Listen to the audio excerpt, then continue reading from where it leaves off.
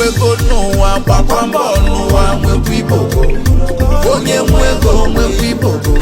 maka ọ ga-agharị agbawa iko na mbụdị ike nnadaba anyị asim na ime business akanya ya akụkọ akeba anya akụkọ na enekwa n'anya fụjọ ya iji bata ebe a fụna ọjọọ ya ka ihe ejikwa na Seaman Global you have come to stay onye si na ya amaghị wele anyị